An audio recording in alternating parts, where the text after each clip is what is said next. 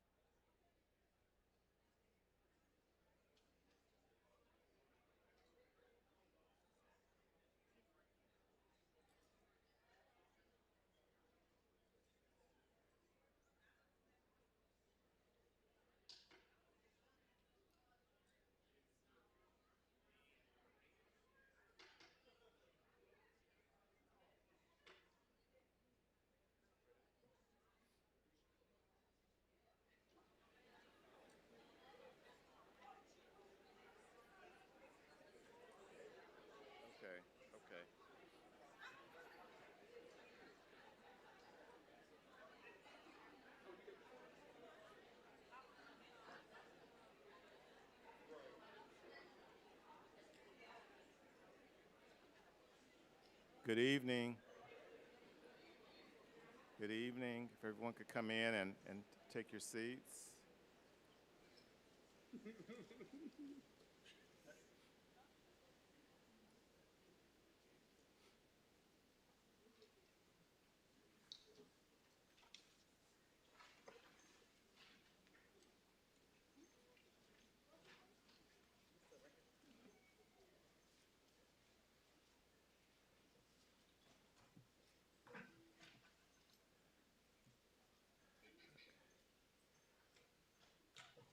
Okay, are we ready to begin?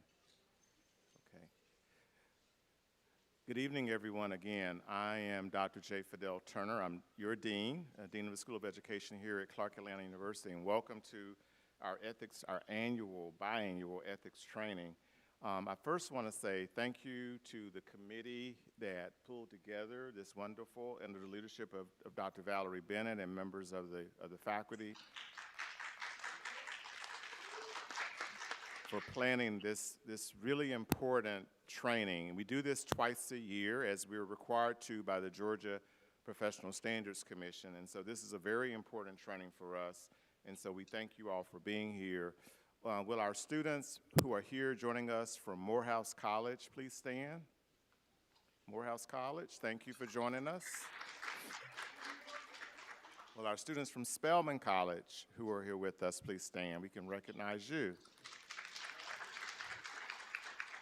And of course, our Clark Atlanta University students, will you stand and be recognized? Clark Atlanta University.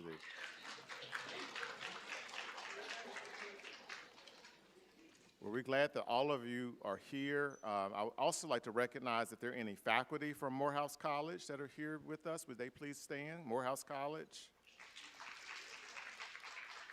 Just had a conversation with Dr. Gilbert, Dr. Ballinger, so we have something we need to talk about. Faculty from Spelman College, if you're here, please stand so we could recognize you. Thank you, Dr. Taylor.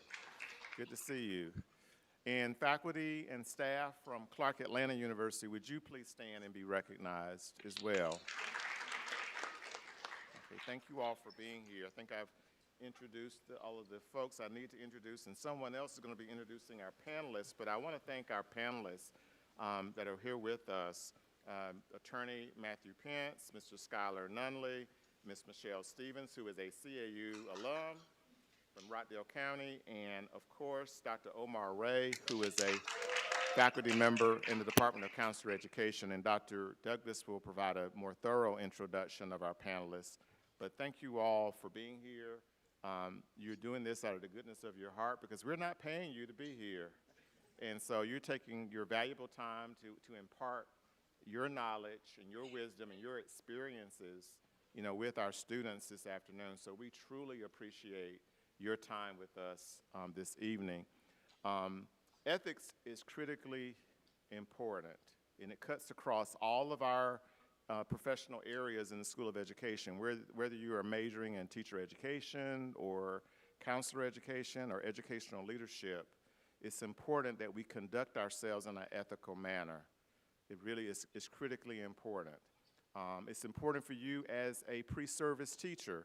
You all have pre-service certificates. A lot of you are on the route towards earning a pre-service certificate, but a number of you already have pre-service certificates. So that actually means that you are a registered public servant of the state of Georgia. And so you have an ethical responsibility to do the right thing at all times. And sometimes students will say, well, do we have to walk on water as educators? No, no one's asking you to walk on water. But guess what? We are held to a higher standard than other professions. And so what the work that we do is critically important in terms of working with students and families and communities, but also how you conduct yourself on a personal level is also critically important as well, because once again, you're a public servant. And someone can look up on the Georgia PSC website and determine whether you're certified or not, or hold certain credentials. So that's really important for you to remember that. And so today you're going to hear some words of wisdom, you're going to hear some experiences, you're going to also hear some recommendations of things that maybe you shouldn't do or should do as a professional educator, as a professional counselor, or an educational leader. And so this is once again, this is a critically important session for all of us.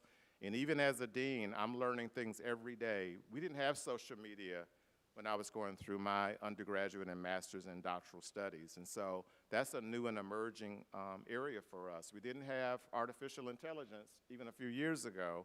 And so there are issues there around ethical considerations as well. So you're always learning more and new things about how we should conduct ourselves as professionals in our respective areas. And so this doesn't stop with Clark Atlanta University or Spelman College or Morehouse College. This kind of training will continue throughout your professional career. So once again, thank you to our panelists, thank you to our faculty, the committee that planned this convening, and we want the best for you. And so we brought the best to us.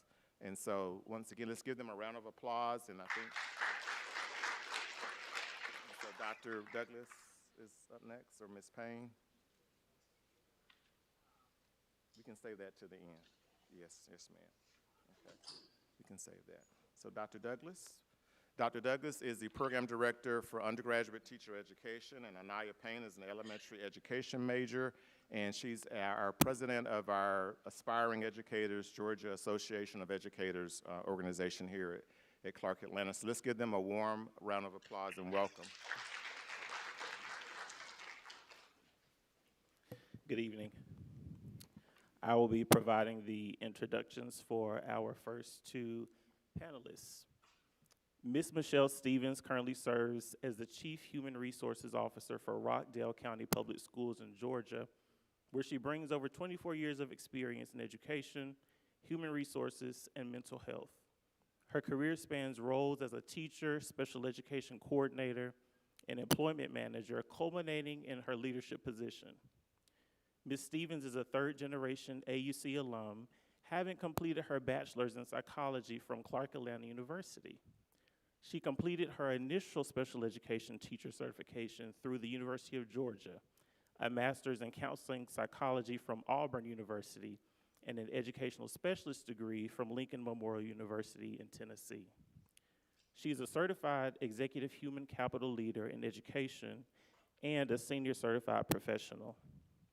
A dedicated advocate for equity and excellence in education, Michelle actively contributes to several professional organizations. She serves on the executive board of the Georgia Association of School Personnel Administrators and is executive board secretary for the American Association of School Personnel Administrators. So welcome, Ms. Stevens, to our training tonight. Dr. Omar Ray is a veteran counselor, educator, and leader with nearly 4 decades of experience in school and clinical mental health counseling. She currently serves as a visiting professor in counselor education and interim clinical mental health program director, bringing a career-long commitment to equity, student well-being, and professional excellence. A proud alumna of the University of California, Santa Barbara, and Clark Atlanta University, where she earned her doctorate in human growth and development and psychological services, Dr. Ray has held impactful roles across higher education, community mental health, and K-12 systems, including leadership positions at Clark Atlanta University, Morris Brown College, Atlanta Public Schools, and the Douglas County School System. Her work has earned multiple Counselor of the Year honors and culminated in leading the first DCSS School to Achievement Ramp certification with distinction. A nationally recognized presenter, publisher, grant recipient, and co-author of a system-wide crisis response handbook, Dr. Ray holds multiple professional credentials: LPC, NCC, NCSC, CPCS, ACS, my God, wow, and is widely respected for advancing counseling practice, leadership, and systems level impact. Welcome, Dr. Ray.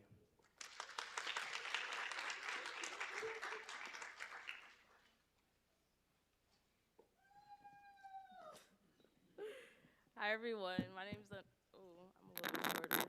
Sorry. Hi everyone, my name is Anaya Payne, and I'm proud to announce Skylar Nunley. Skylar Nunley earned a Bachelor's of Arts in Education from Murray State University.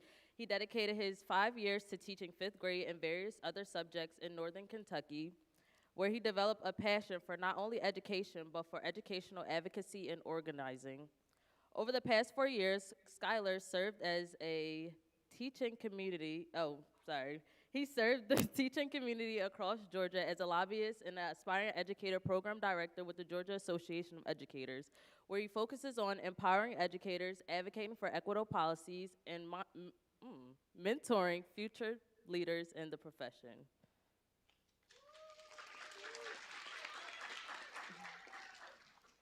Now for attorney Matthew Pence. He joined Page as a staff attorney in 2012.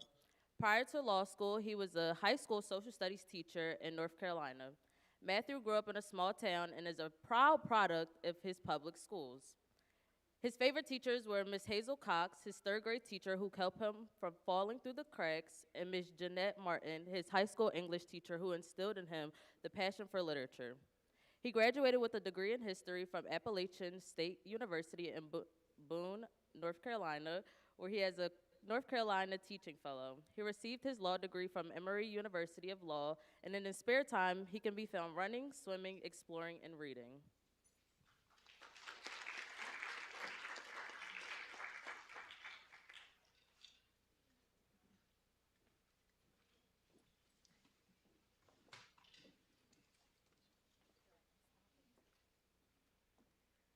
Good evening. So first, we're just going to go through the Georgia Code of Ethics for Educators. I know you all are very familiar with that, and Mr. Pence made sure to bring some copies for you all so that you'll have a hard one that will come in handy when we do some of our quizzes later. So not to just read to you all, but we are going to focus on what it says here on the screen. Standard 1 is legal compliance, and that's exactly what it sounds like. Educators must abide by federal, state, and local laws. Standard 2, conduct with students. Educators should always maintain a professional relationship with students both inside and outside of the classroom. Standard 3, alcohol or drugs. Educators shall refrain from the use of alcohol or illegal or unauthorized drugs during the course of professional practice. Standard 4, honesty. You all know what that is. Educators are expected to exemplify honesty and integrity in the course of professional practice. Standard 5, public funds and property. So educators can be entrusted with public funds, and we have to make sure that we're using those funds properly and accounting for them. Standard 6, this word is hard for me to say, remunerative conduct. I can't say it very well. Educators shall maintain integrity with students, colleagues, parents, patrons, or businesses when accepting gifts, gratuities, favors, or additional compensation. So you'll see most school districts will have policies in place that say you cannot tutor for money your own students. You can't advertise services to your students and families and parents while you're doing your work. Standard 7, confidential information. You all will be entrusted with confidential information as it relates to your students and families' test scores, their health, things of that nature, and you cannot share that with anybody. Required reports. Educators shall file with the PSC reports of breach of one of the more standards in the Code of Ethics. So if any of these standards are broken and another educator finds out, if I am aware that you're doing something wrong, we're mandated reporters and we must report that to the PSC. Professional conduct. Educators shall demonstrate conduct that follows generally recognized professional standards and preserves the dignity and integrity of the education profession. So basically that's saying we all know general professional practices and we're expected to uphold those. And you'll see when one educator does something, it can reflect poorly on the rest of us. And then the last one is testing. You will administer tests fairly and ethically. So I have a couple of scenarios that we're going to go through with you all. After I review the issue, I'll ask you all to kind of say what standard may be violated, and that's where your little cheat sheet may come in handy. And then I'll kind of share what was the outcome of their employment, and if PSC was involved, what was the outcome there. So our first scenario is just a game we play. We had recently 2 students in a middle school who were dating, and the girl student told the teacher, so-and-so is saying he's going to break up with me. So the teacher, 8th grade teacher, tells the kid, if you break up with her, you're going to have problems with me. Why he thinks that's his business, I do not know. But they break up. She tells the teacher, oh, you know, so-and-so broke up with me. And at the end of class, he asks the kid to stay behind and slaps him on the head repeatedly. So when we get involved, because it's reported, the child goes home, he tells his mother what happened. Their mother contacts the school, the superintendent, and we start an HR investigation the next day. The teacher's response is, it's just a game we play. We slap each other on the back of the head. So sounds like a game that maybe middle schoolers may play with one another. That wouldn't be appropriate for an educator to do with their students. So what do you all think happened next? Any ideas? I hear fired. Well, as a human resources, we had to involve law enforcement because we saw at least 2 different standards that were being violated here. So which standards which of 2 standards do you all think were violated? I see 2. 9, professional conduct, and 2 would be conduct with students.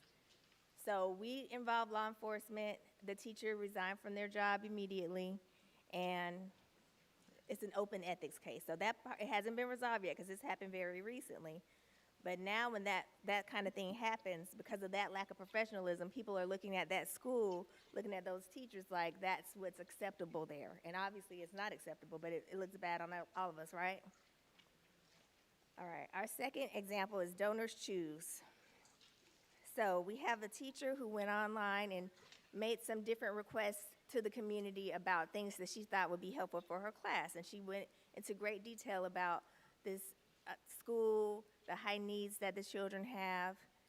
You all can't see this, but all these pages are the things that she requested and received.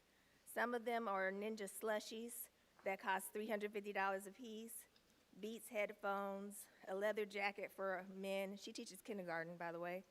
Gatorade, Fuji film. It's so many things. 3D printers, PS5. And the people who were donating these things did it out of the goodness of their heart for the students, for our students. Well, when we go to, the principal rang the alarm there because these things were arriving to the school, and she's like, these don't align with kindergarten standards. What are they doing with this and with these different, and it's so much stuff. Like, we tried to make sense of it. We were like, she making slushies for the kids? No, there's slushies in the cafeteria. Why does she need this new popcorn machine? They already had a popcorn machine. Well, as we start going through all of the things, they weren't all at school. 3D printers at the house, leather jacket never shows up. And so during the course of that investigation, what do you think was the standard that we said was violated here, or that we think is violated, because PSC makes a decision? Standard 5 is where we went, public funds and property. And so we have since separated with that educator and put additional things in place to make sure the principals can see what our teachers are bringing in. This is yet another thing Dr. Turner shared, like we didn't have social media when we were in college. We didn't have donors choose either. So this is something that we're trying to get a handle on, like, wait, we need to put some more parameters in place because this could go off the rails. We would look like crooks if we're just accepting all these things. And some of them, a lot of teacher shirts, like, I love teaching and all that stuff, that's not for the kids, that's for the adults. And that's not what we should be asking for donations for. As far as PSC is involved there, that's also an open ethics case. The next one is, you see I called that, yeah girl, what was I saying? Because we have some kids, 2 children in a special needs classroom, and there's a paraprofessional supervising them. Well, I use supervising loosely because she was on the phone. Yeah, girl, not looking at the kids when one of the kids starts to have a seizure. She does not see it. Somebody comes to the door, and our doors are required to be locked in Rockdale. She tries to get in, and because she can see the child is struggling, she starts banging on the door. The paraprofessional finally notices and lets her in. The child is okay, but they did require emergency personnel. We had to call the paramedics. The parent came, and the child is fine. But that person does not work for us anymore. You had one job to supervise these 2 kids, and it was during kind of downtime, but the child could have really been injured because of that lack of supervision. And our paraprofessionals are held to the same standard, like the code of ethics applies to educators, including paraeducators. So that one is an open ethics case as well. Next we have, here's my girlfriend. This is a high school scenario. Oh, I didn't even ask y'all what the standard was for the last one. Standard one. Any others that it could be as well? Standard 9. Thank you. I was looking for that too. Thank you. So check out my girlfriend. So this teacher is going through, he shows the class a picture on his phone. I think it was like a holiday picture, something like that. But there's a student sitting right in front of him, and he shows her a picture as well. So first he does this to the class, and then as he's talking to the other student, it's like this. Well, that student goes home, comes back the next day, goes to passes the counselor a note. One of our helpful counselors reads this note and says, I think my teacher showed me a topless woman. So when we go to investigate that situation, he was telling her about his girlfriend and how he's an older guy and he's got this young, hot girlfriend, and why he showed her, he said he didn't do it. He said he showed her a picture of a girlfriend, but that she was wearing clothing. But in the video, again, he showed the class like this, but when he showed the young lady this other video, it was real fast, like this. So it was like, why would she make that up? And so we had to look at the preponderance of evidence. Like, he does not seem trustworthy. You did show her something very quickly, and we looked at that as possible grooming. And so, with that being said, which standard do you all think would apply here at the conclusion of our investigation? We went with standard 2, conduct with students, and we also contacted law enforcement, and we have separated with that employee as well. So PSC there is pending. I brought you all such recent things. I have mostly pending when it comes to PSC, but they'll get around to it. Alrighty, and then my last scenario is a new teacher that we have this year. She's teaching elementary in a special needs classroom. And so she first came on our radar in July when we had pre-planning, because she was asleep during one of our opening sessions in the first or second row with her feet up on the chair, and somebody took a picture and sent it to our superintendent.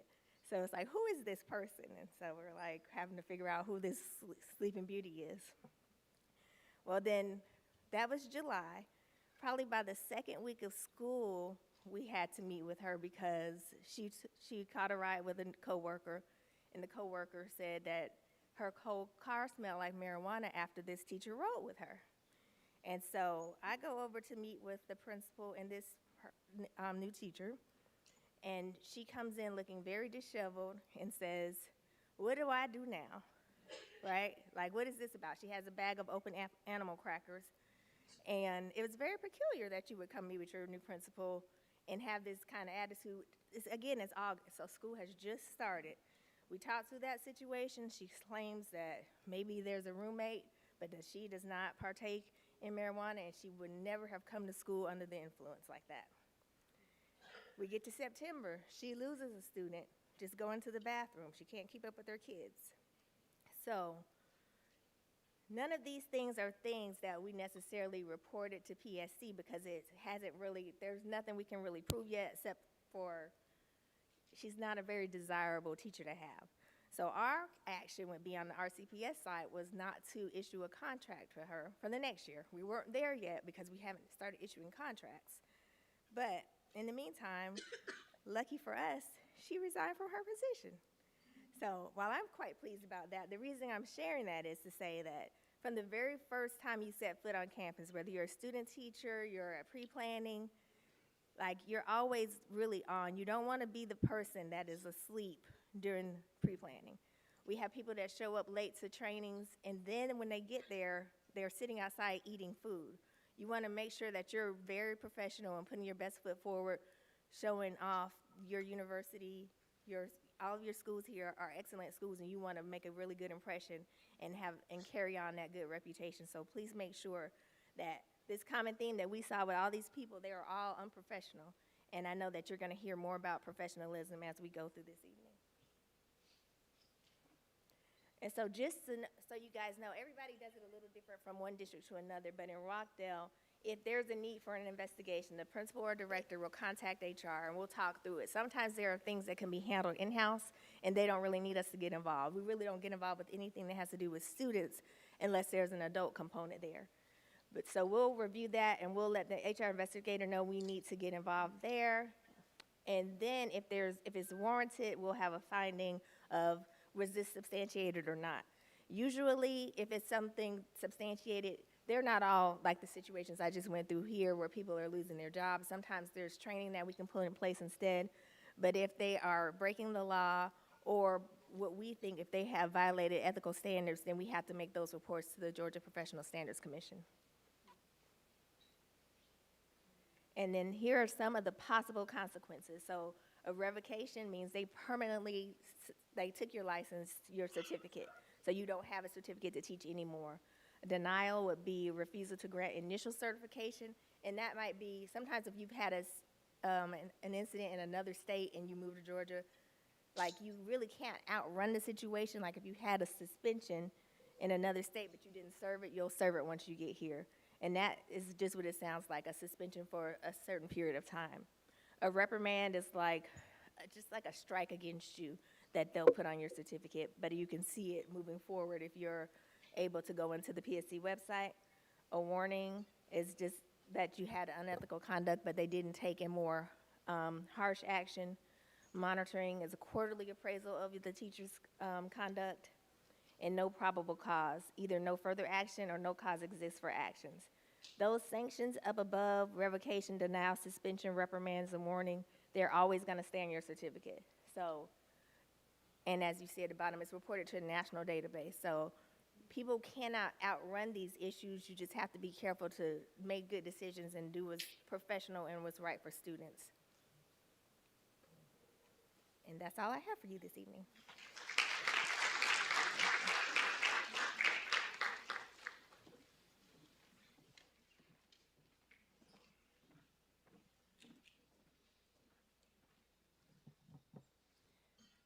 I am excited to share with you a bipartisan bill that was spearheaded by Senator John Ossoff.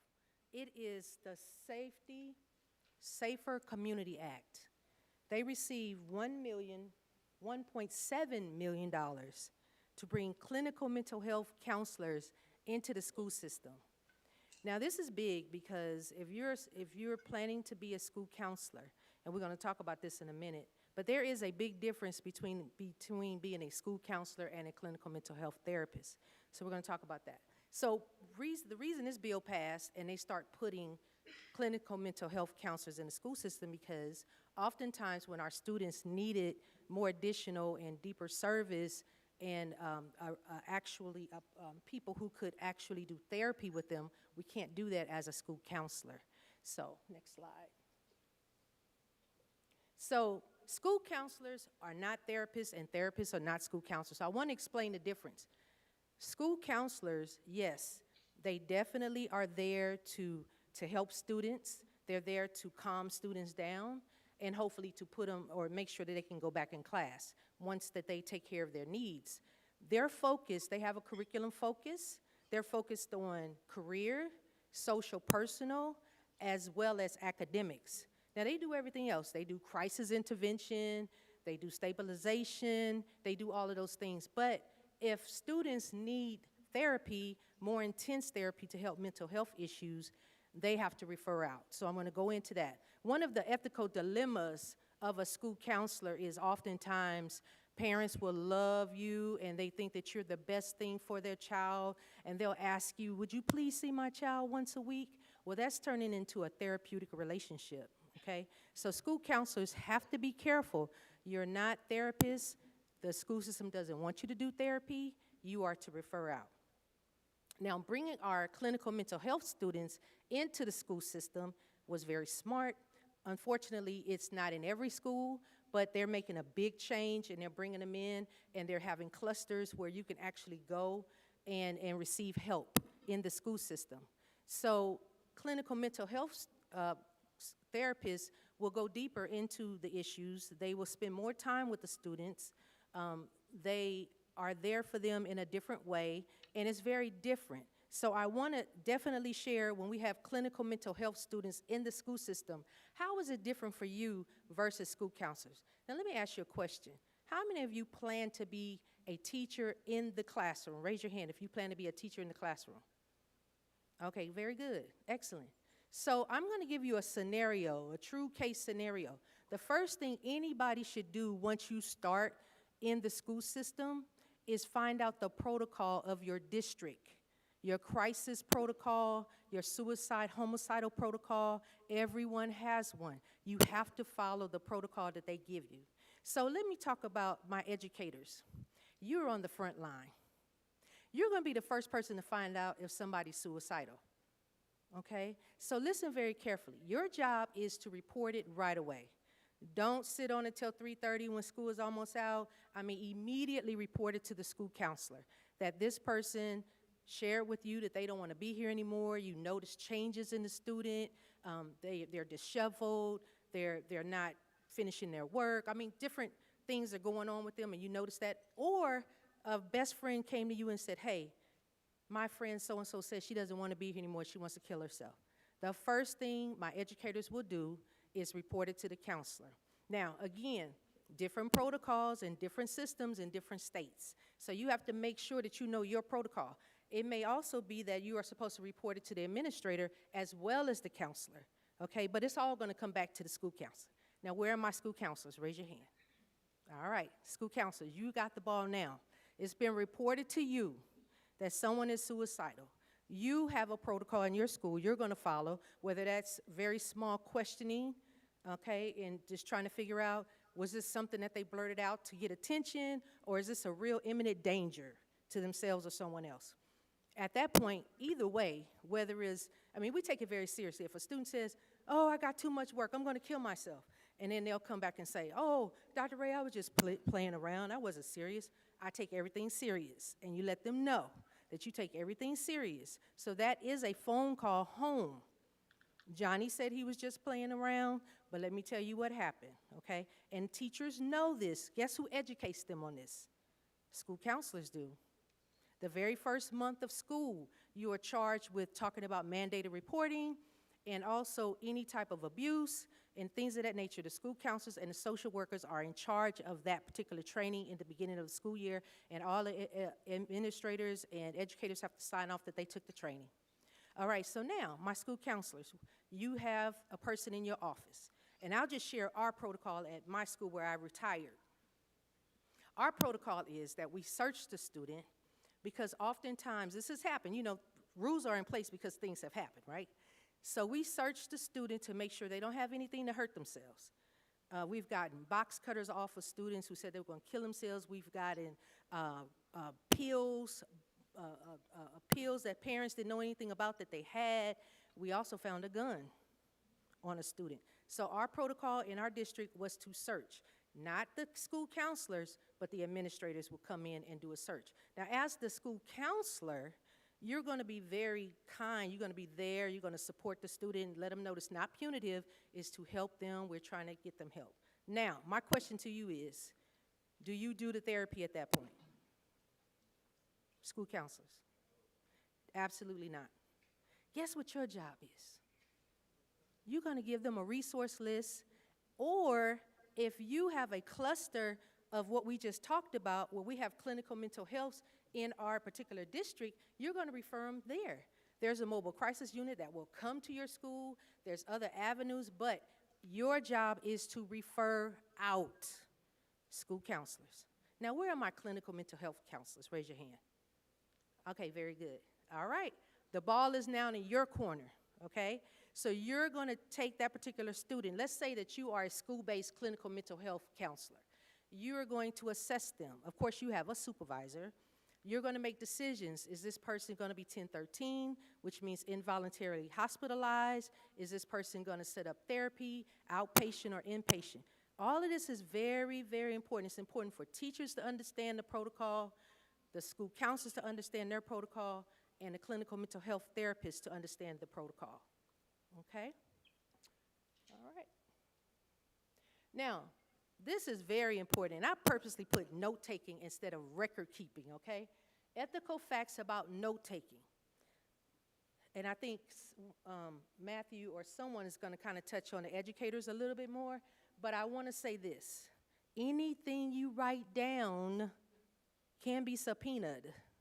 Let me say it again. Anything you write down can be subpoenaed. So, let me explain. First, let's talk about FERPA. Everybody needs to know what FERPA is. Family Educational Rights to Privacy Act of 1974. You're going to see that on the GACE. You're going to see it on the NCE. You're going to see it on CPCS, or any professional certification that you receive. You're going to see it, FERPA. Okay, that's the rights that parents have to acquire records, and also students who are 18 or in college. You have the right to see your records. You have the right to request a change in your records if there's something not right with it. That's FERPA. Now, two different balls. Let's talk about school counselors. Listen very carefully. You are not required to take notes. You are not required to take notes.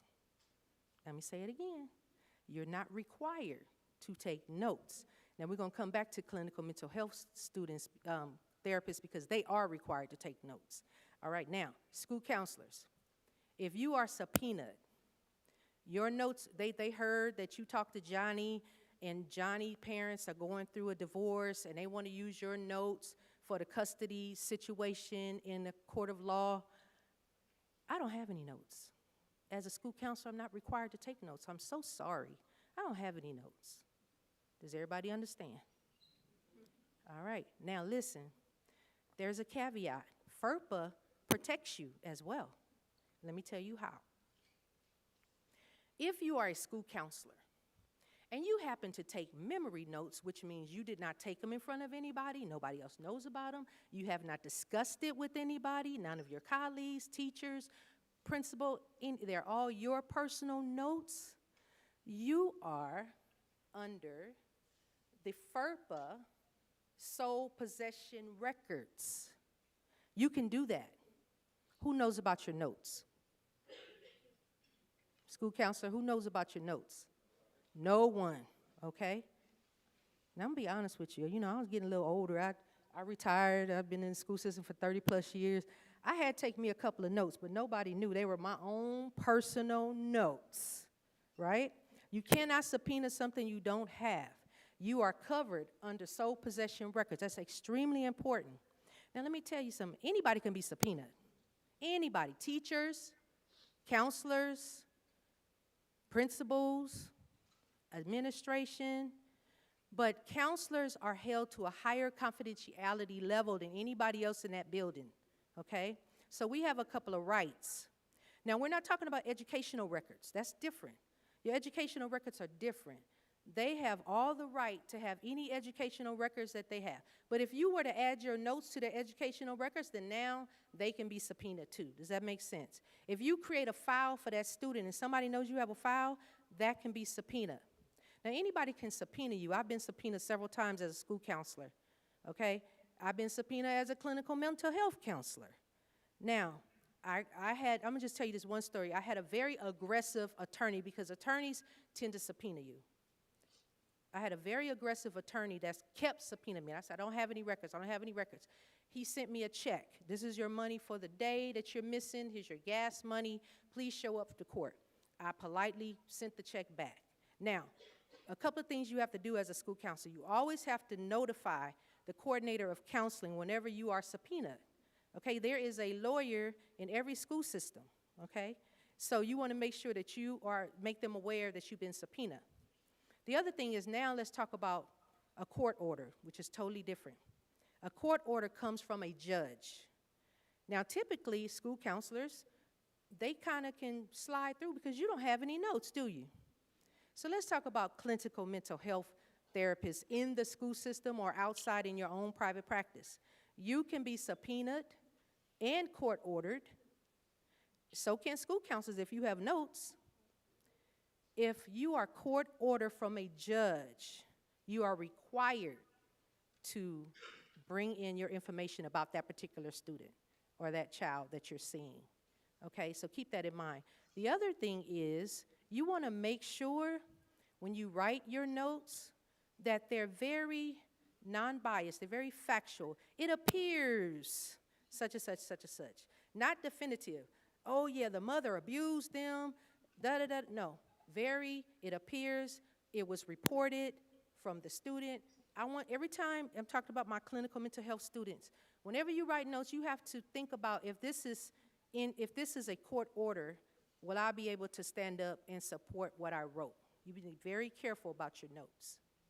And the other thing I want to point out, whether you are a teacher, because your notes can be subpoenaed too, and think about it, teachers may be a little bit more lax about it. Oh, I got a note, or I wrote a note, or I text, or I email. You got to be careful. All of those things can be used, okay? So you want to make sure, especially when you're emailing, you're not putting identifying information like the person's full name and the situation and emails and things of that nature. They take everything and they use that, okay? My clinical mental health counselors, you don't have to turn over your entire file. You turn over what they asked you for, okay, and nothing more. All right.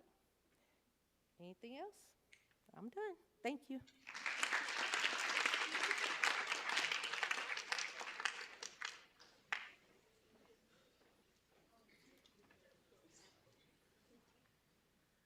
All right, so it is Kahoot time, and you will be given a code.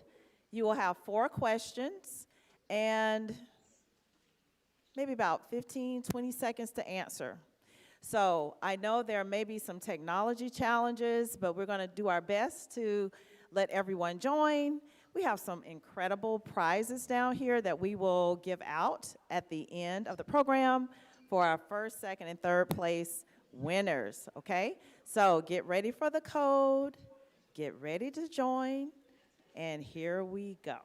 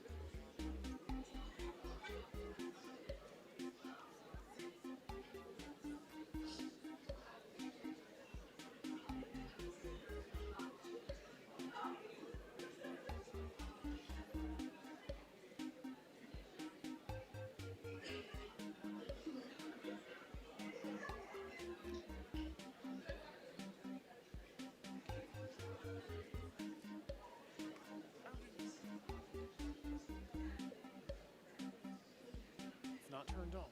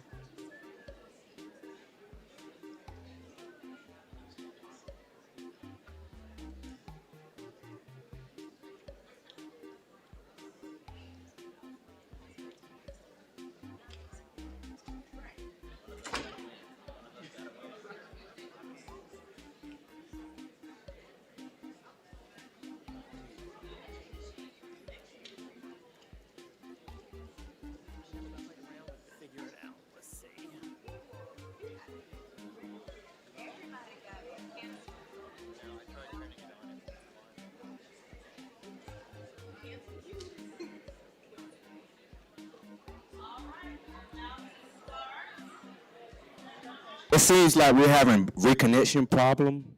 So if y'all can get off the Wi-Fi, so I can join.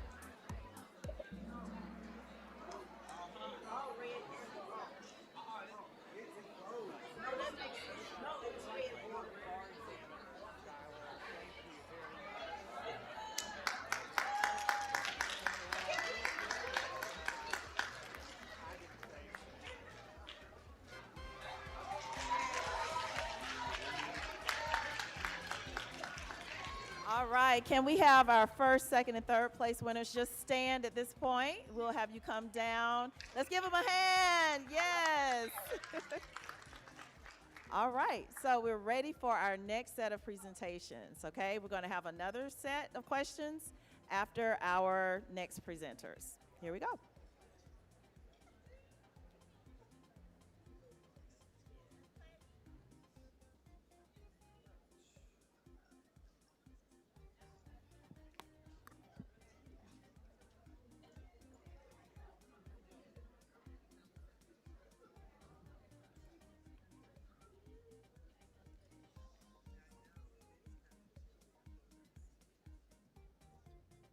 All right, so it's good to see you all here again. I'm going to be going over 3 standards that we at GAE encounter a lot. And whenever I say that, as you all know, whether it's Page or GAE, you all have liability insurance. And you have that because if you run into any issues, we want to be there to support you, to walk you through these situations, and to make sure you're not having to face that alone. As Mr. Pence will show you later, these cases with the PSC have gone up drastically. And I want to be very, very clear. It is not just unethical, awful, evil teachers, people that are showing up like, I want to abuse kids. Like, that doesn't happen for the most part. A lot of times you are going to be put into situations where if you do not understand what is expected of you, if you are not reading your contract, if you don't know board policy, if you don't understand how to handle yourself, you will find yourself in one of these situations. So we are going to be going over the ones that we see most commonly. People are calling me about this in the last few years and saying, hey, this is something that's going on. And Standard 7 confidentiality is a big one. It seems basic enough. I'm not going to be telling students addresses. I'm not going to be sharing their family's phone number. I'm not going to be sharing things like that. But you all are going to be dealing with very unique living situations, and it's really important you consider that. If you're dealing with a parent in a single-family household, what do you do whenever the boyfriend or the girlfriend or partner comes to pick up that student and asks about a test score?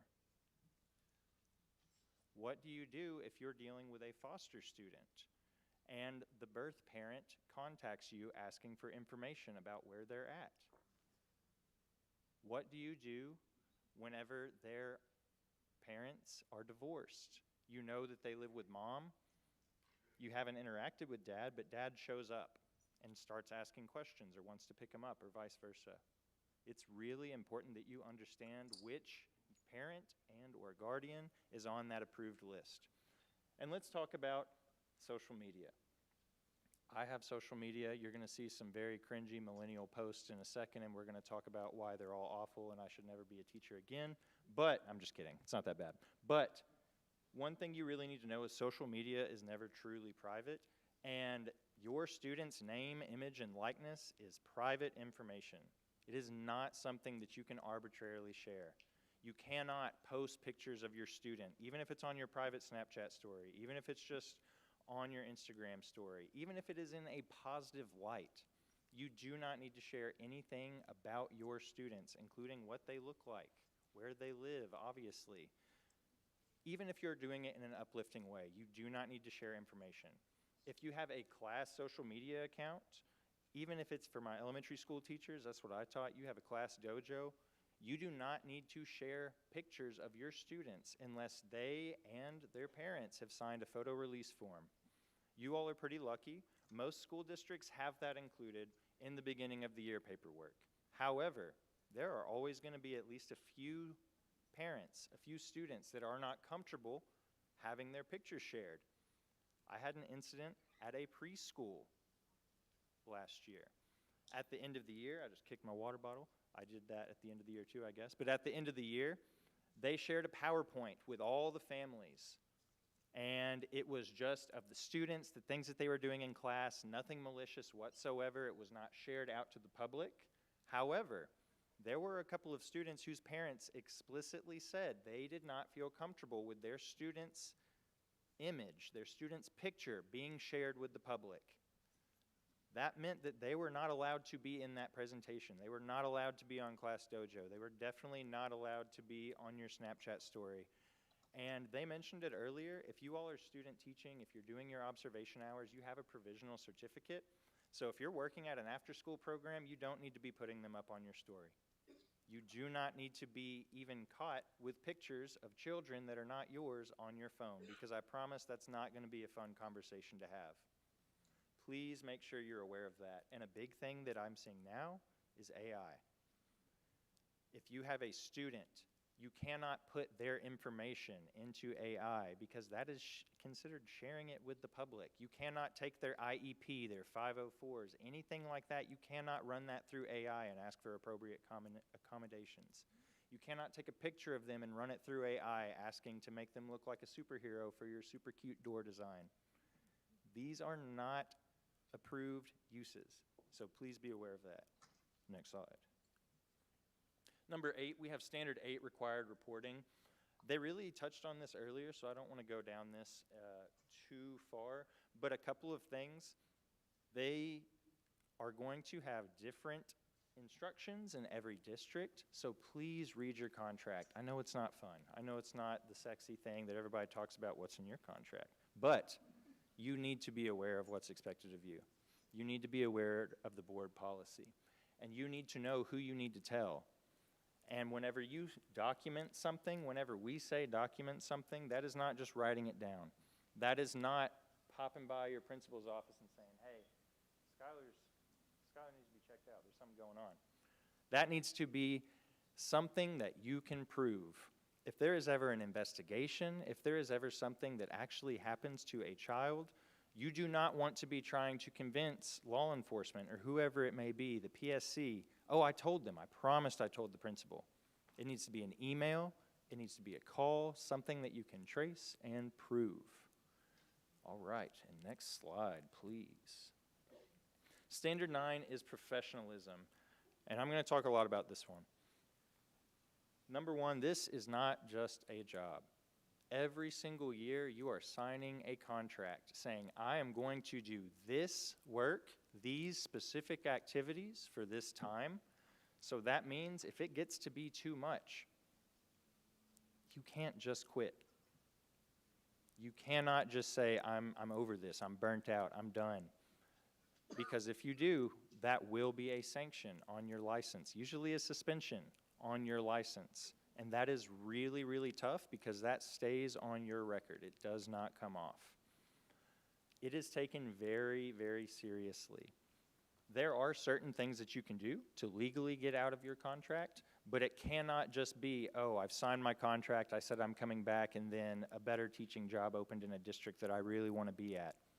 If it's after June 1st, that's not going to cut it. You really have to be aware that you are in it for the long haul when you sign that contract.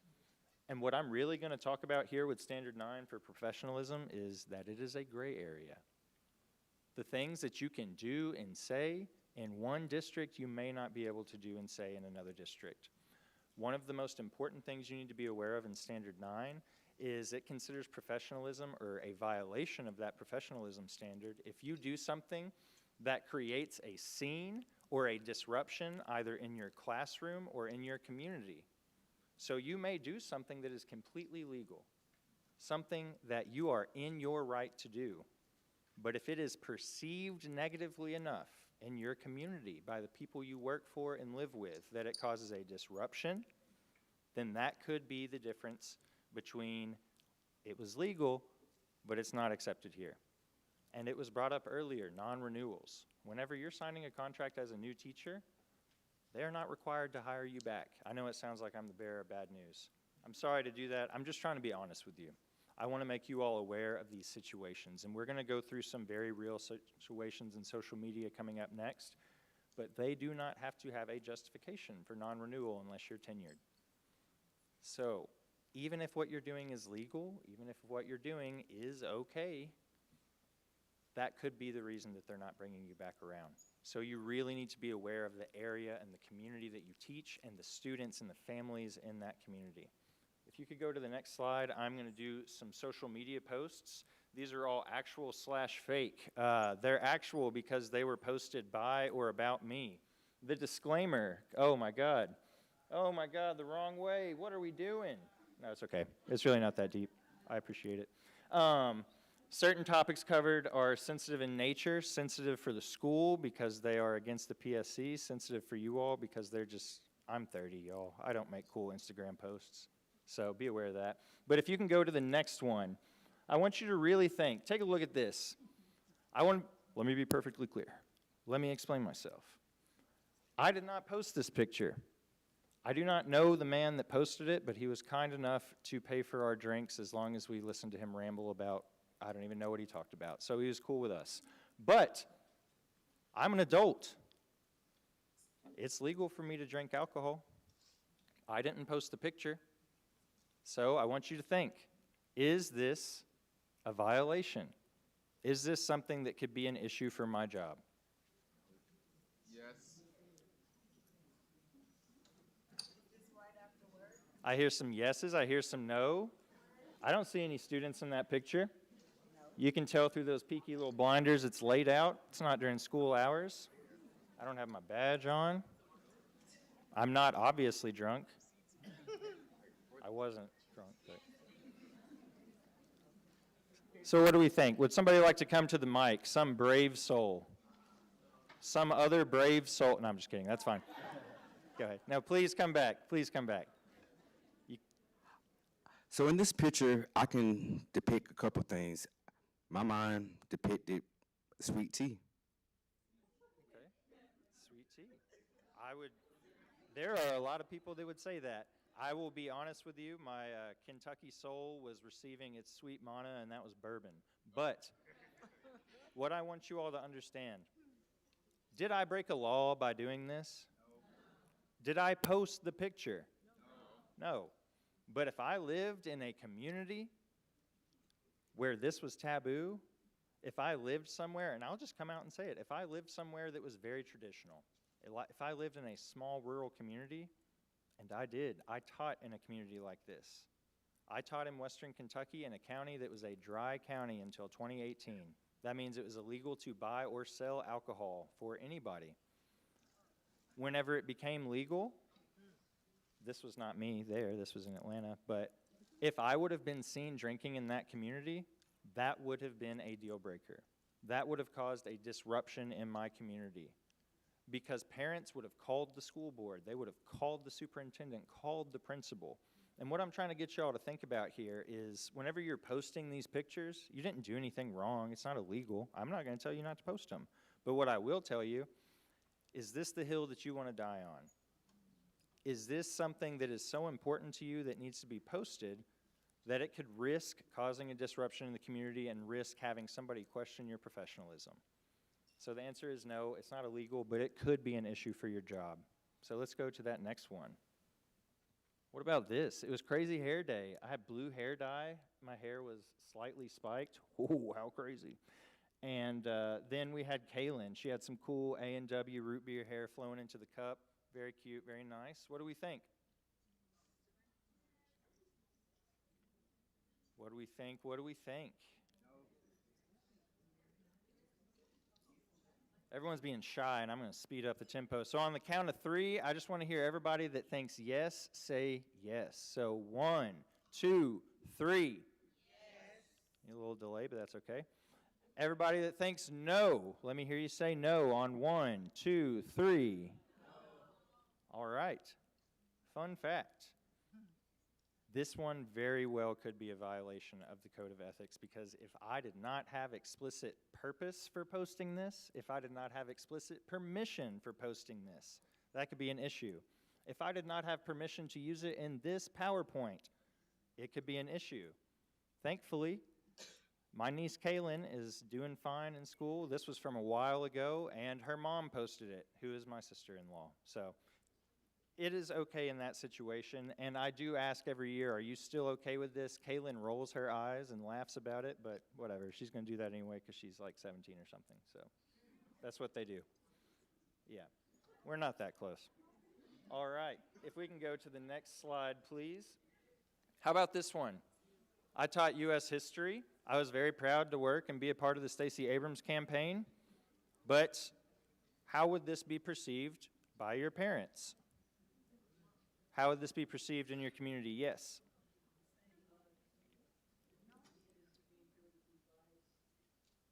It could be perceived as that. I mean, I taught history, and believe me, I got plenty of accusations of, he's trying to liberalize the kids.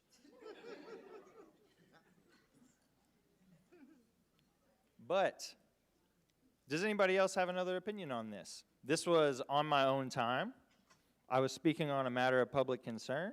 It was done on a Saturday, not during work hours.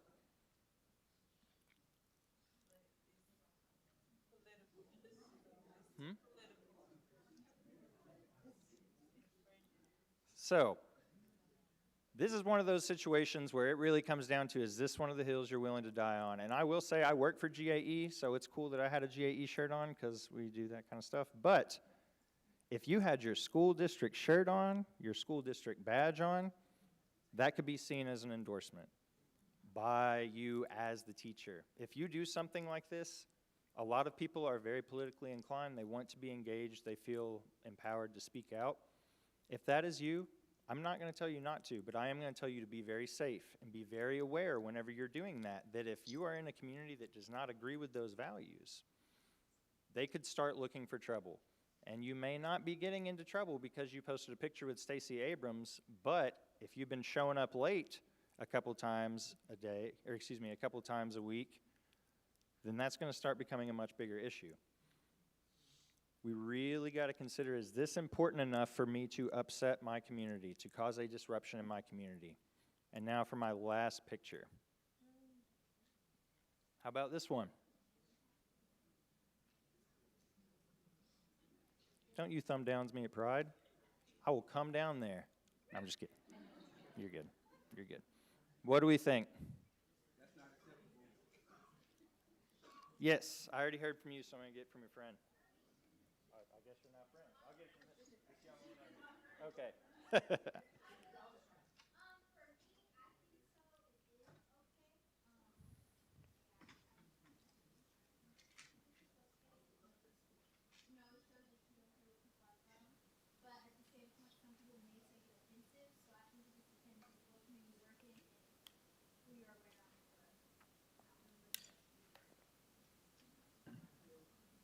Yeah. Could I have somebody? That was a very good answer. Thank you very much. Do I have anybody that wants to, a brave soul? I see a hand up. Can you come to the microphone for us, please? Oh, gotcha. Would you mind going to the microphone to repeat yourself? Yes, ma'am. I believe in you. You got this. I love the hype from the community. Oh, my God, my tie is crazy. You didn't tell me. It's okay. Okay, so what I said basically is, for me, I think it would be okay because, you know, if it's what you believe in and it's just showing that you don't care how people view themselves.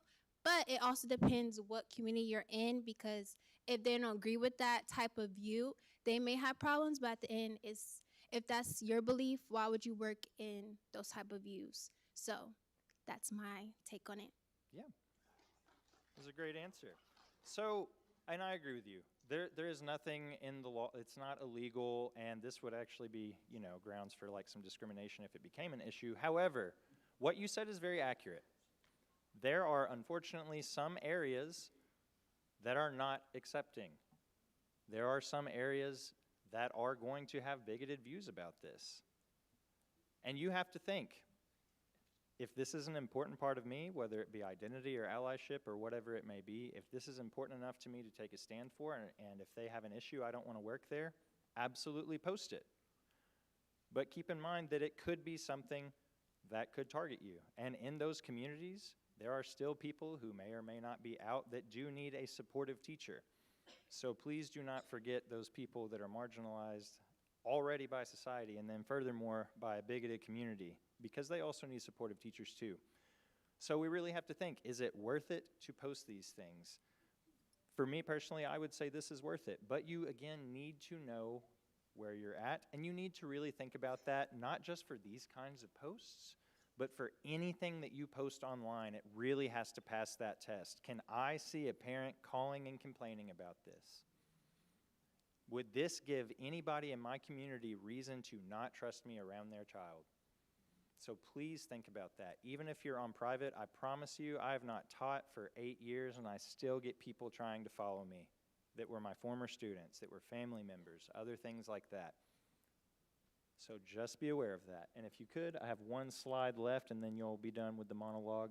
So, number one, the PSC and the law don't always overlap. You all are held to a higher standard. Please do not forget that. Please be aware of what those expectations are so you don't let something that could have been avoided stop you from making a difference in your community by teaching. You're signing a one-year contract. They don't have to have a reason for non-renewal. You need to keep that in mind, and of course, assume that your students, peers, and parents will see everything you post. Thank you all so much, and I'm going to pass the baton on to Mr. Matthews.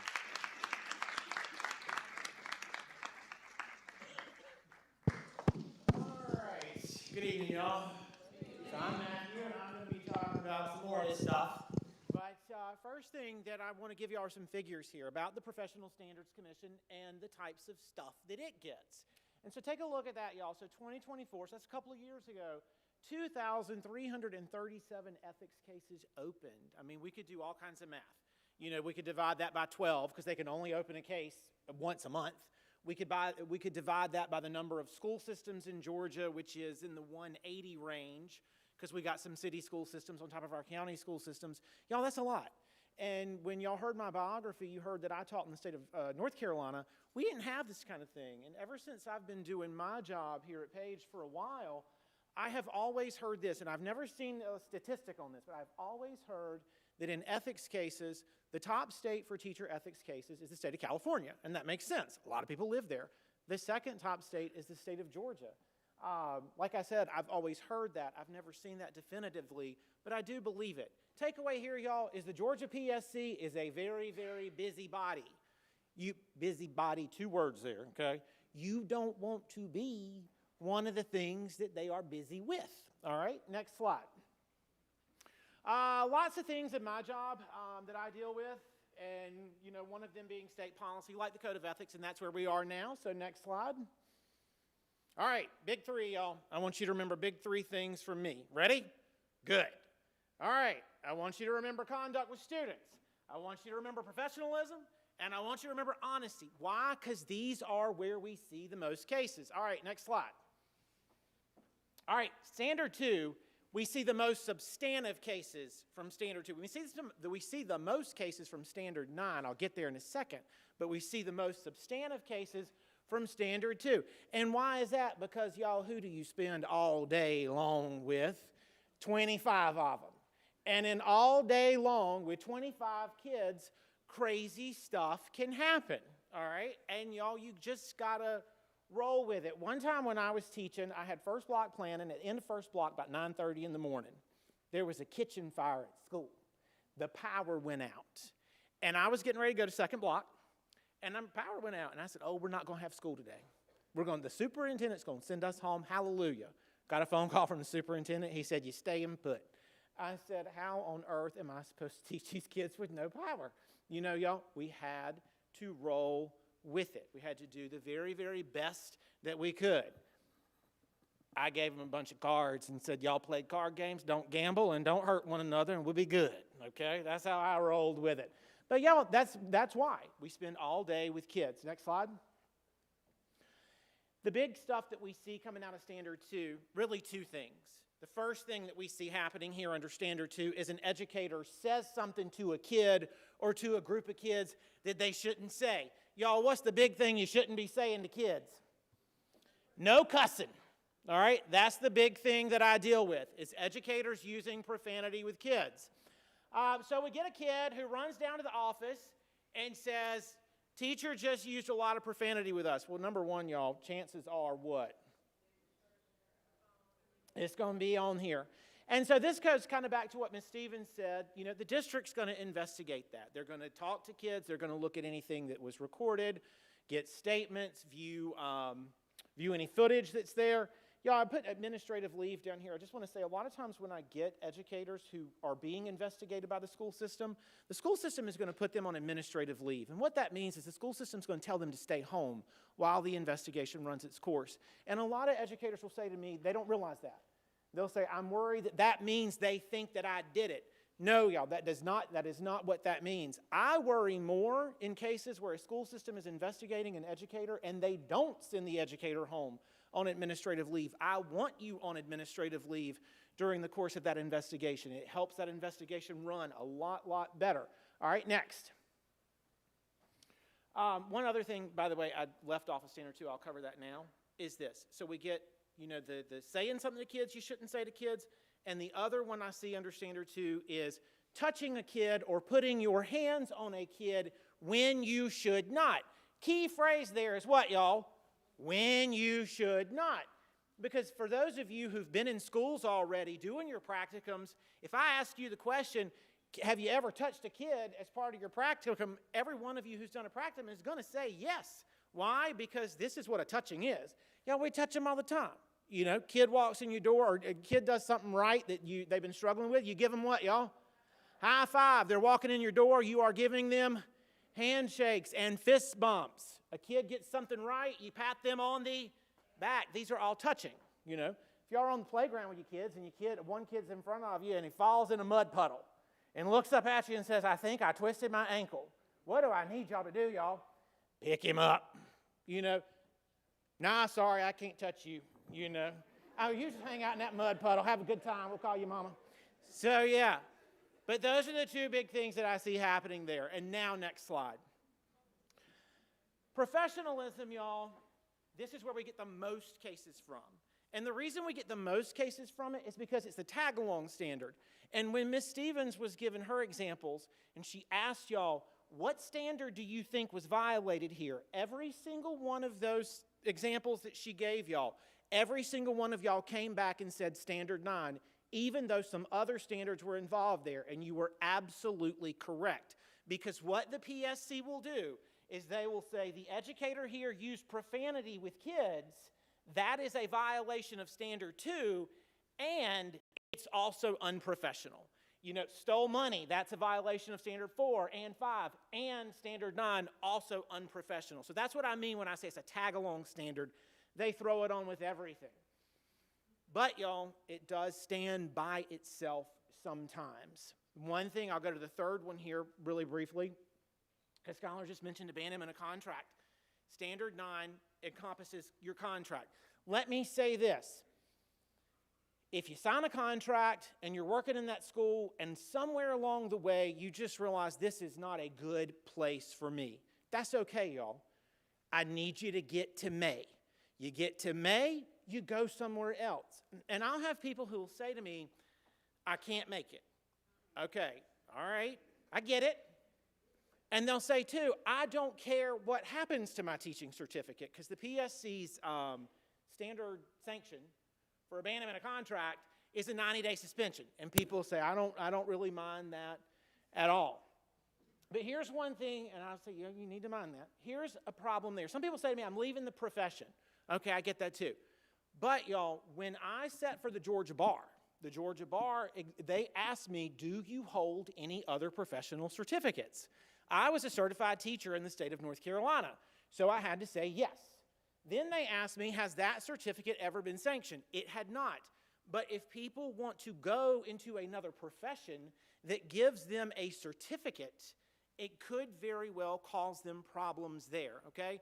Y'all, you can do anything to May. I promise you. You can make it to May. It will get here. How do I know that? Because it's always gotten here before, all right? And then, I think, and then lack of supervision. All right, y'all, 2 things under supervision that I want you to remember. You got to supervise kids, meaning you got to keep what on them? You got to keep your eyes on them, and you got to do what with these? Keep them listening out, all right? You got to supervise them. That's a non-instructional duty. Me, back to that high school career, we were at a huge high school, had about 10 minutes between classes. Where did my principal tell me I had to be in that 10 minutes? In that hall, at my door, greeting kids. Yes, absolutely greeting kids, but doing what else, y'all? Watching and listening. Where is the safest place at school for a kid? Where's the safest place? Classroom. The classroom is the safest place at a school for kids. So that means where are kids more likely to get hurt? It's in places like the hall during class change, the cafeteria, the gym, dismissal, the playground, where they gather a whole bunch of them at one time for a very, very short amount of time. So, y'all, 2 things with supervision: keep your eyes and your ears on them. And the second thing there, y'all, is you got to keep them safe. And there's a lot of things that come with keeping them safe. You know, the required reporting part, that's keeping them safe. An example that I sometimes give when I do a full presentation would be like if you have a kid in your class who has a severe allergy, like peanuts, you know, and you're not going to be at school tomorrow. Who's going to be at school in your place? The sub's going to be there. You need to tell the sub about Daniel's peanut allergy. Why? Because we need for the adult, the sub in the room, to know that he or she can't be bringing peanuts in their peanut products and allowing others because we have a kid with a serious health issue. All right, next. And then standard 4, y'all, honesty. This is the second biggest substantive standard at PSC. So remember, first big substantive standard at PSC is number 2. The second biggest one is standard 4. Why? The absent educator, because people call in sick when they're not really sick, okay? Y'all, there's a definition under state law of what it means for a teacher to be sick. If you're using a sick day, got to meet that definition. If you're not using a sick day, you need to be out, y'all, that's a personal day, okay? You get 12 sick days a year, 3 of which you can use for personal stuff. Know the difference. Every PSC meeting I've sat in, that's always there. And it's very easy to bust. Why is it easy to bust? A couple of reasons why. Number 1, social media. And number 2, because the school system, overwhelmingly, they're going to ask somebody to show us you were sick. Give us a sick note. Number 2, signing things, y'all. Overwhelmingly, if you sign a piece of paper, legally what that means, overwhelmingly, not 100% of the time, it means that you signed a piece of paper. That's really what it means. But a couple of times, y'all, you're going to be signing pieces of paper where your signature means something. Your contract. I mean to work for you, Atlanta Public Schools, for a year. That's what that means. Here, y'all, where I've seen people get in trouble is special ed territory, okay? If you haven't already, as part of your practicum, one thing I want you to ask your cooperating teacher to do as soon as you can, sit in an IEP meeting, okay? And ask your cooperating teacher, send me to an easy one that's going to take 10 minutes so that you can see how it goes. Because at the end of that IEP meeting, they're going to pass around that IEP, and they're going to ask everybody who was in that meeting to do what? Sign it. Now, if you were there the whole time, what can you do? Sign it. Now, if somebody comes up to you during the school day and says, hey, look, you told me Daniel's accommodations weren't working. You told me those read-alouds aren't effective. So I've changed his IEP to give him extended time. I did that just a few minutes ago. Now you just sign this piece of paper. What do I need y'all to do? No, thank you. That's what I need you to do, because you have not been in an IEP meeting. You have not been there with his parents. You have not been there with an LEA, a special ed, a regular. It's all this bureaucratic stuff. That hasn't happened, and your signature on an IEP means that it has, okay? And that gets into dishonesty territory. Other things here, y'all, people don't tell the truth to the PSC, okay? And whenever you fill out a PSC application, they're going to ask you 9 yes or no questions. We want the answer to all of those 9 to be no. That's what we want. But y'all, sometimes the answer might have to be yes. And if the answer in a case is yes, I need you to tell them yes, okay? We can deal with what comes later. Other things I'll say here, I mentioned the other day to Dr. Bennett that I was going to talk to y'all about a big thing that I have seen with college students, graduate students, is there's plagiarism issues that pop up at the college level. But let me say this, totally different here is a graduate degree, okay? Because if you're teaching, I know some of y'all are in graduate school here, if you are teaching and you are enrolled in a graduate program, certainly plagiarizing, cheating, something to that effect in that graduate program can affect your Georgia teaching certificate. But the reason I bring up a graduate degree is this.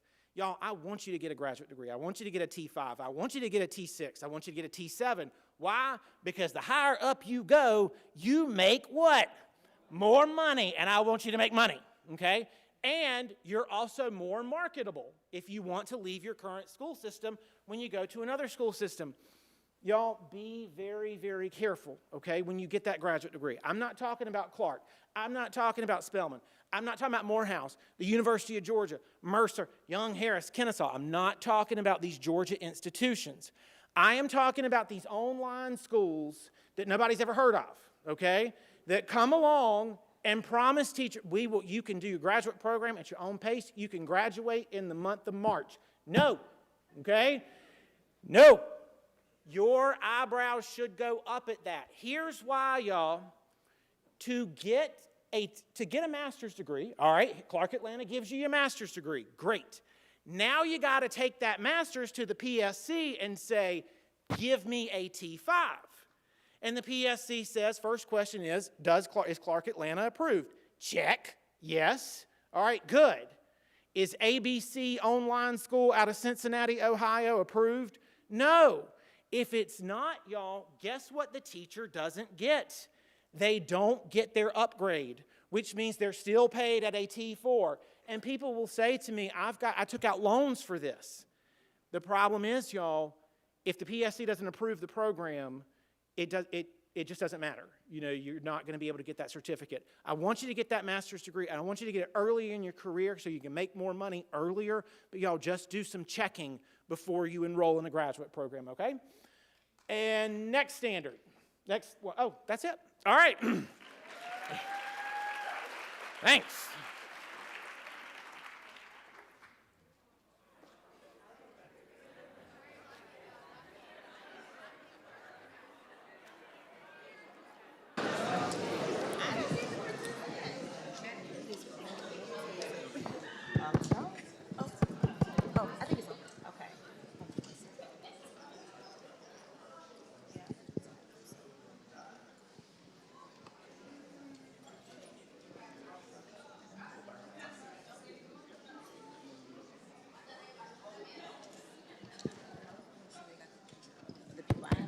Okay.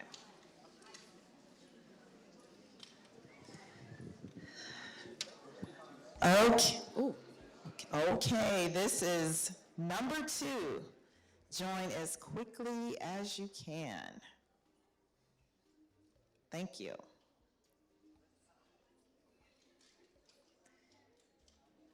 Hopefully the system is a little better.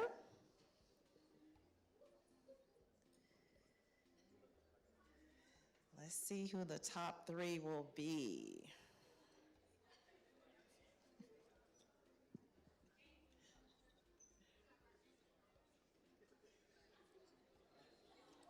We are almost at the end. Thank you for your patience.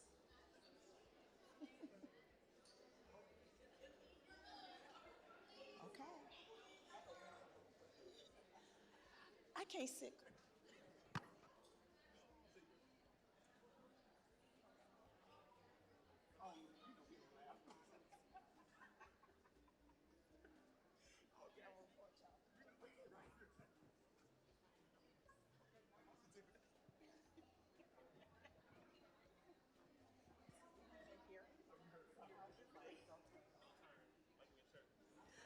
Okay, is that everybody?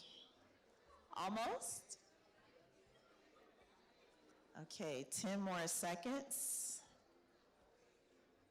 101 are in. Excellent.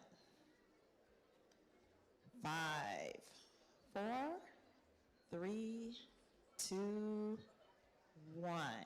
All right. Only because of time, guys. Sorry. I know. Work with a friend if you weren't able to get in. Here we go. First question.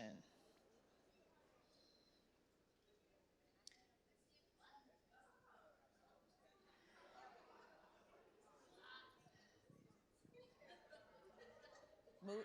Yeah, Skylar, can y'all move?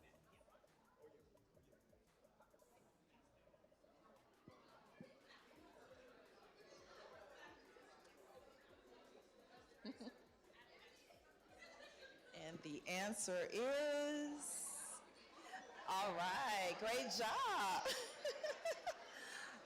Okay.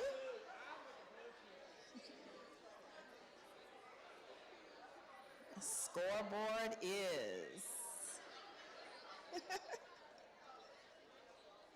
Second question.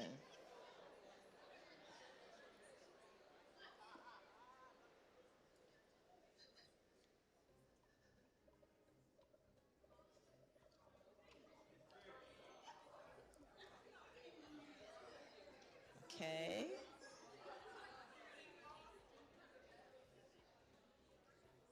Okay, and the answer is I know we're gonna, okay, almost 100% there. Good job. Okay. Oh, a little movement there.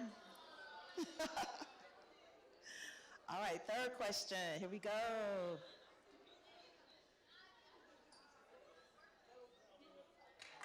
Oh.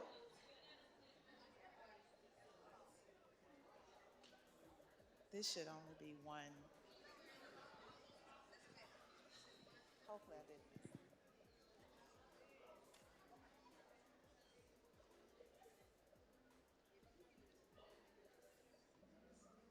Classroom, absolutely. Yeah, that's okay. Okay. Next, last question. This is for everything here.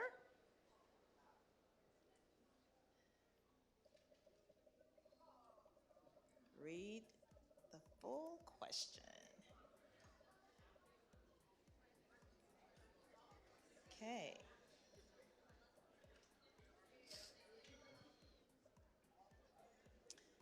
And here we go. Great, all our violations of Standard 9. So let's see who our top 3 are. Kayla, stand up, please. Where are you? Kayla J. All right, stand up, please. Okay, first, second, third. Stand up, please, and come on down. And we also need the top 3 from the first Kahoot. All 6. Come on down. Let's give them a hand, you guys. I know you all want to take their gifts from them. So here we go. Let's see. Can I have my ambassador come down who is in charge of helping me with that?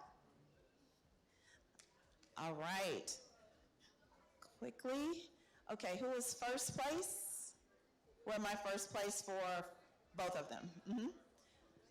All right, quickly, your name and your school. Hi, y'all. My name is Kayla Troywick. I'm a 3rd year at Clark Atlanta University. Okay, first place. Where's my other first place? Come on down. Thank you.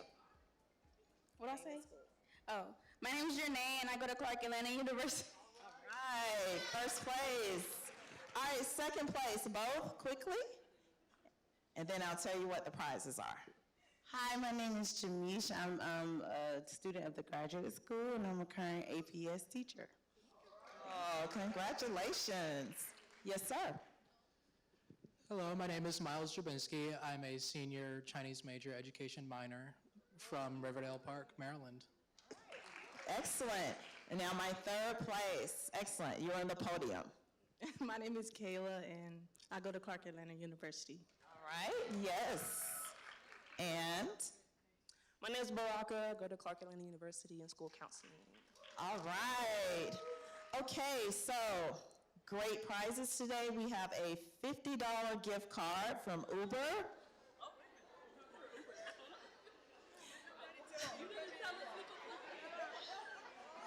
No.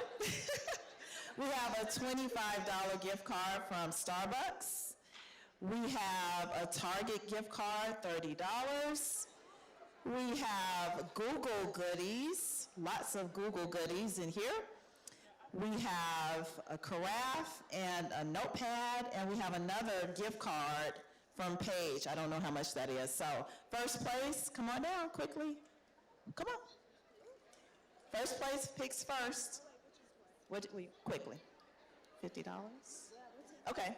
First place, Target. There you go. Thank you. Second places, come on down. Can I use it with Uber Eats? That's already gone. Oh. Sorry. Okay, so just quickly pick any of those.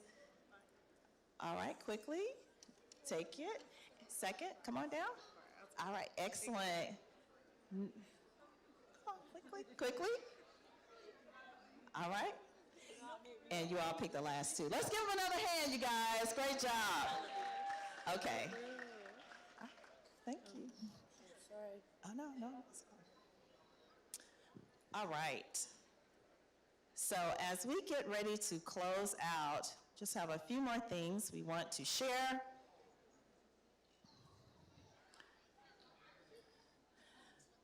Okay. We want to thank our panelists. Let's give all of our panelists a huge round of applause. Thank you all so much. And if our ambassadors can give them their gift bags, these are our gifts. If you could go on stage and give them their gifts. Thank you.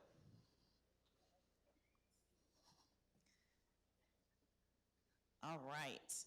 And if I can have our Ethics Planning Committee please stand. We have Dr. Crystal Giddings, Dr. Christian Douglas, Anaya Payne, Dr. Nakia Cotton-Smith, and Dr. Doris Terrell. Let's give them all a hand.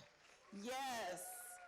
Even though I'm holding the mic, this was definitely a team effort, and I want to thank and appreciate each and every one of you. And I do have something for you. All right. All right, our CAU student ambassadors. Don't they look good? Let's give them a hand. Thank you.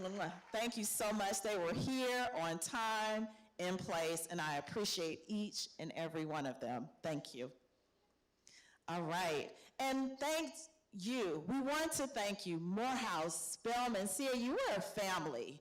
So let's give ourselves a hand. That was a little weak, but let's do it again. Let's give ourselves a hand. Come on. Fantastic. All right, so I have a few quick announcements, then Dean Turner's gonna come back, close us out, and we'll have the QR code for attendance. I know that's why you want to be here for sure. So, great events going on in the state. We need to be visible. These are two incredible events if you have not gone before. With GAE Day at the Capitol, I've been there several times, and it is extremely impactful. When they see us, when they speak to us, they love to hear and speak to you. Make sure you're there. Also, the Georgia Aspiring Educators Spring Conference. That's also when your voice can be heard. We want you to participate. We want you to be seen, okay? So those are the QR codes. If you miss it, we can come back at the end and you can see it to scan it, okay? So quickly, we want to make you aware of some incredible full scholarship programs we have going on right here at Clark Atlanta University.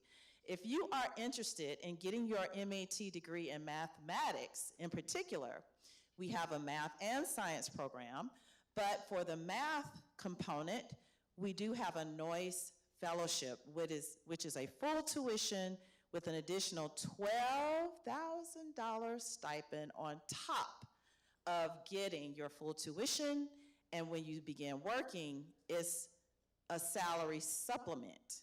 So if you're interested in that, come see me. And also some incredible programs in special education.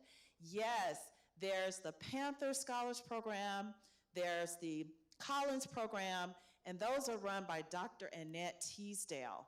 There's her email. If you're interested in getting your MA in special education, we have an incredible program that we would love to have you apply, right?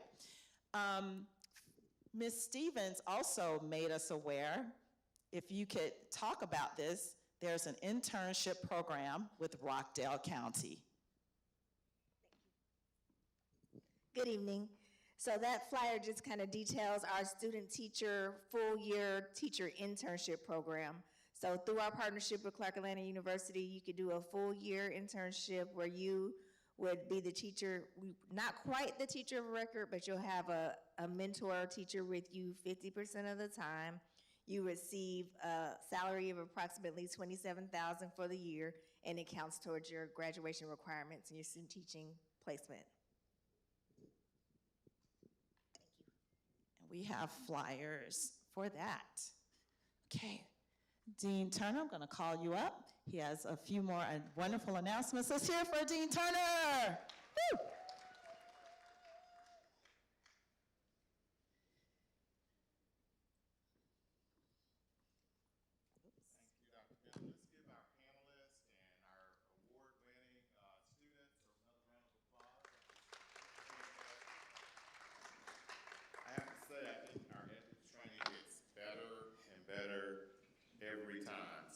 thank you to the committee for all of the hard work and the wonderful ambassadors who were outside in the lobby, and some were actually outside making sure we were going in the right direction. So thank you, student ambassadors, as well.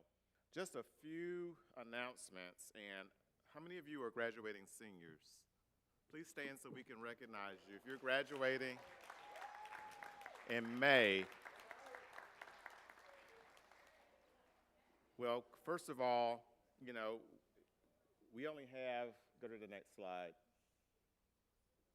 We have 110 days between now and graduation, and that's including the weekends. And so you really don't have 110 days if you subtract the weekends. That's not a whole lot of time, is it? So this is week number 3 of the semester. So it is really important that you start out strong, okay? Very important, not just for the seniors, but for all of our students, that you start out strong. And so we have a few little things we want to share with you as checklist items, and this might even apply to our colleagues over at Spelman and Morehouse as well. Questions you need to maybe ask yourself: have you taken the GACE?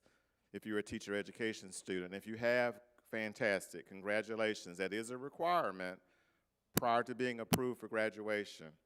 If you're a counseling student, I think the NCE is optional, but the CPCE is not optional, and hopefully you've already passed the CPCE if you're about to graduate in May. But these are questions to ask yourself and things to put on your timeline, your bucket list for the next few months. And once again, consult with your academic advisor to make sure that you're on the right pathway towards completion and graduation. Are you preparing and attending your placement site daily?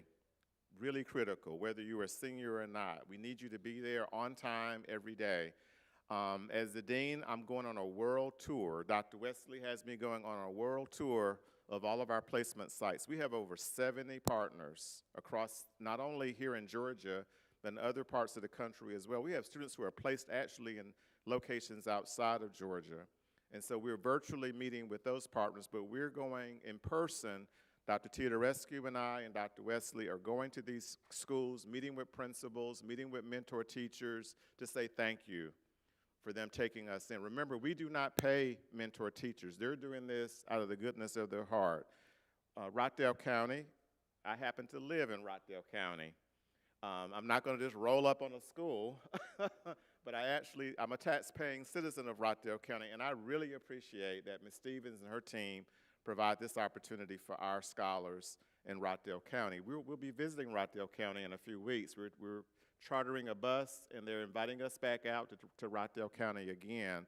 And I think another school district has also extended a similar invitation. So please take advantage of that opportunity. You will be receiving an announcement about our tour of visiting Rockdale County in the next couple of days or in the next couple of weeks. Make sure you're tracking your hours appropriately in Sonia. Really, really critical that you are documenting those hours so that we don't get to midterm and we're not sure what your standing is. That's your responsibility. Remember, professional conduct that we just talked about, that's your responsibility to document your hours. Those are legal documents. When you document that time that you report to your site and the time that you depart, that's a matter of a legal record for us that we document that you were there and you've done what you're supposed to do. So make sure, if you're having problems entering Sonia, let us know so that we can assist you. Let your supervising faculty member know, and also let your advisor know if you're having problems with being able to access Sonia. Are you on track with completing your final course requirements? Once again, check in with your advisor. Advisement is not just once a semester. Advisement is whenever you need it. If you're not sure about something, you're not clear about something, please check in with your assigned academic advisor. If you don't know who your assigned academic advisor is, please check in with your program director. Really important. And if not, stop by the dean's office and we'll be happy to assist you as well. Attend your weekly seminars. Every Wednesday we have weekly seminars. Make sure you are there. That time is also time that you document into Sonia as well. So make sure you're attending your weekly seminars. That's an opportunity for you to engage with your faculty supervisor and have dialogue with your classmates and colleagues about mutual experiences that are occurring at your various sites. That weekly seminar is critically important so that we can also know if you're having some challenges or need some additional assistance or support as well. We also want to know about your successes. We want to celebrate your successes as well. So if something's happening at that school, we want to know that something fantastic has happened as well so that we can all celebrate that with you. Are you prepared for your final advisement session? Degree works. Everyone know how to access their degree works and review that. That's part of your responsibility as well to review your own degree works to make sure you are on course, be familiar with your planned program of study, and once again, talk to your academic advisor as well. Have you applied for graduation and paid that fee? If not, you're not sure about it, once again, check in with your academic advisor. We have a preliminary list of prospective graduates. The Dean's Office also, over the last few months, conducted our own audit. We went through everyone's degree works and did our own audit. So we have a preliminary list, and we know if you need to take additional classes or not. But once again, please check with your academic advisor. We are also checking in with program directors and academic advisors to make sure you are on course so we don't get to May and we're not certain about your graduation status. And your families need to know, I know they're planning already, right? Chartering buses, reserving hotel rooms and ballrooms, you've hired party planners and all those kinds of things. We want to make sure that you are really prepared for graduation. And also, another component of advisement is sitting down with your advisor and talking about what your career goals are. Resume development, interviewing skills. We have a wonderful career services office here as well. And if you need additional support from the Office of the Dean, I don't mind reviewing resumes as a dean. I do it all the time. So if you need that kind of support, come by the Dean's office. I'll be happy to look over your resume. And I can only write a letter of recommendation for you if I know you. A lot of you stop by the Dean's office very frequently. It is okay to come by the Dean's office and say hello. And I have great snacks most of the time in the Office of the Dean. Some other important dates we want to share. On February 4th, we'll have a curriculum and instruction, graduate and undergraduate students field placement town hall. That'll be on February the 4th at 5:30, so stay tuned for additional announcements regarding that. Graduation dates, February 2nd is the final day to submit your graduation application, which is Tuesday of next week. And there's a graduation explosion occurring in the multipurpose room on February the 10th. There will be announcements coming out from the Office of the Registrar about graduation explosion, where you will learn about your invitations and your cap and gown orders and all of the things that are associated with graduation. And then on February 23rd, we're visiting Rockdale County Public Schools, and I have something special planned this semester where I have an opportunity to engage with students in a more personal way. And so I have planned a series of dinners with the dean, and they will not be on campus. And we're randomly selecting students, and we'll be going to a restaurant, and we'll have an opportunity to dialogue. I need your feedback. I need your recommendations. I need your suggestions. We're in a spirit always of continuous improvement. And so when you receive that invitation, hopefully you'll be able to RSVP and say you'll be able to join the dean for dinner. Not on campus. It won't be Sodexo, okay? And so I'm hoping that this will be for undergraduate and graduate students.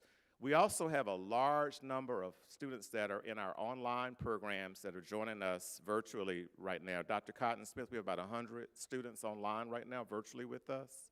We have 82 students joining us virtually, and let's thank them for joining us as well. So I can't do a live dinner with 82 students who are across the country, but we'll be having chats with the dean, virtual chats with the dean with those students as well. Have I missed anything, Dr. Wesley? I have one final thing. Have I missed anything else? Okay. On Monday, there is a CAU Day at the Capitol. On Monday, if you would like to attend CAU Day at the Capitol, this is sponsored by our Office of Government Relations. Dr. Taggart is the Vice President for Government Relations, and President French will be there. You have an opportunity to interface with members of the Georgia Congressional Caucus, as well as state senators and the governor on that date. So if you're interested on Monday, we have to be there pretty early, 8 o'clock in the morning.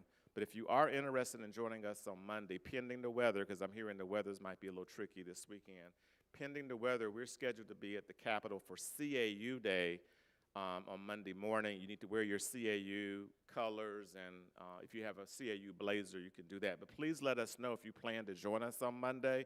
Please let Dr. Wesley know, or Miss Iyana Caesar, who is the new executive assistant to the dean. She's sitting in the back. If you haven't stopped by the dean's office to say hello to Miss Caesar, she's the new executive assistant to the dean. So let either Miss Caesar know by Friday or Dr. Wesley that you plan to join us on Monday at CAU Day at the Capitol. And the last thing, I know some of you are looking for summer employment. And so Camp HBC Youth begins on June the 1st and ends on July 10th. And so if you're interested in summer employment, and Camp HBC Youth is at Clark Atlanta, Morehouse, and Spelman College. And we're expecting a really large enrollment at all three campuses because it was so popular last summer. We're expecting another large enrollment. We're anticipating a large enrollment this summer on all three campuses. A lot of parents have already reached out to us about HBC Youth.